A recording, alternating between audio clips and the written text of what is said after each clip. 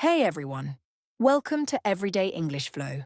I'm Emma, and I am so pumped to be here with you today. You're about to unlock skills that'll make you shine in any professional setting. Today we're diving into 5 ways to sound more confident in English meetings. Whether you're joining a work meeting, a class discussion, or a virtual call, speaking English confidently can feel daunting, especially if it's not your first language. But don't worry, these tips are practical, easy to use, and will help you sound clear, professional, and totally in control. Grab a pen and paper to jot these down because you're going to want to try them in your next meeting. And stick around to the end for a special bonus tip just for my amazing Everyday English Flow subscribers. Let's boost your confidence and make those meetings yours to own. Here we go. First up, let's start with preparing a go-to opening phrase. I'd like to share my perspective on this. This is a confident, professional way to jump into a discussion without sounding pushy. It signals you have something valuable to say and sets you up to speak clearly. I remember my first team meeting at a new job. I was so nervous I tripped over saying initiative as in ishative. But I took a deep breath and said, I'd like to share my perspective on this. And it gave me a moment to organize my thoughts. Everyone listened, and I felt like I belonged. You can use it like, I'd like to share my perspective on the project timeline, or I'd like to share my perspective on this idea. The key is to say it with a steady tone and make eye contact, even on a video call. Don't mumble or start with, maybe I think. A fun fact. In English-speaking workplaces, clear openers like this show you're engaged and ready to contribute. Try it. Write a sentence using, I'd like to share my perspective in the comments, and tell me what meeting you'd use it in. Next, let's talk about building on someone else's idea to sound collaborative and confident. That's a great point, and I'd like to add, this phrase shows you're listening, you value the team, and you're ready to contribute something new. I used this during a university group discussion when I was terrified of speaking up. A classmate shared an idea and I was unsure if my English was good enough. But I said, that's a great point, and I'd like to add that we could try this approach. It made me sound like a team player, and the group loved it. You can say, that's a great point, and I'd like to add a suggestion, or that's a great point, and I'd like to add some data. It's all about showing respect while adding your voice. Don't say, yeah, but, because it can sound dismissive. A cool tidbit. This phrase is a favorite in English meetings because it keeps discussions positive and collaborative. Write a sentence with this phrase in the comments and share a time you built on someone's idea.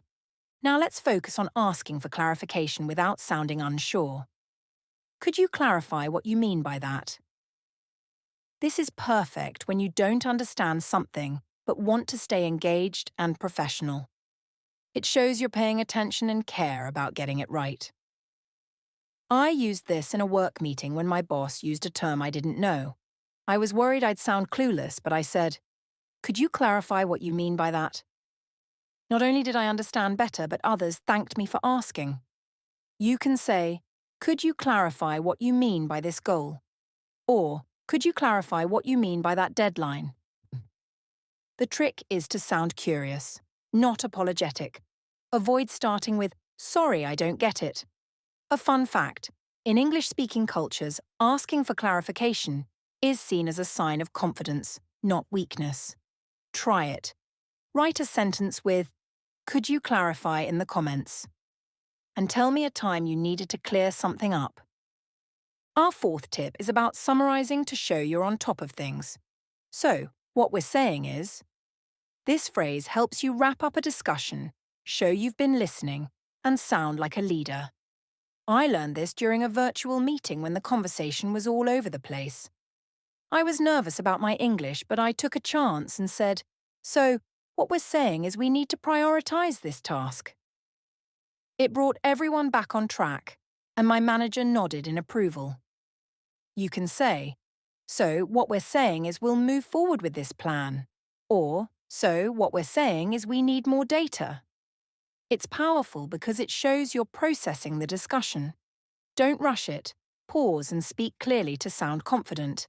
A neat fact: summarizing like this is a common move in English boardrooms to show you're in control.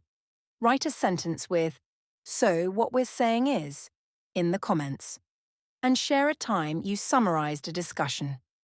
Finally, let's talk about handling mistakes with grace. Let me rephrase that.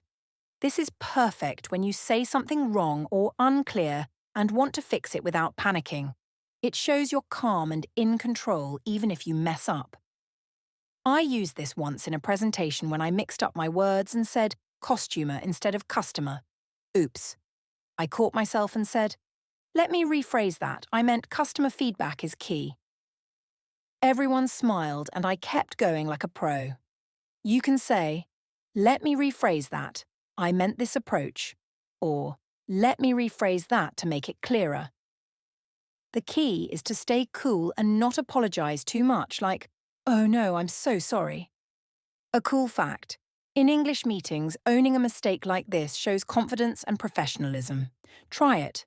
Write a sentence with "Let me rephrase that" in the comments, and share a time you fixed a mistake in a conversation. We've just mastered 5 awesome ways to sound confident in English meetings.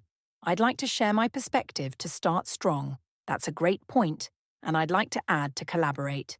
Could you clarify what you mean to stay engaged? So, what we're saying is to summarize, and let me rephrase that to handle mistakes. These are your confidence boosters to own any meeting. But wait, my Everyday English Flow subscribers, you get a special bonus tip. It's, "I'm happy to take this offline."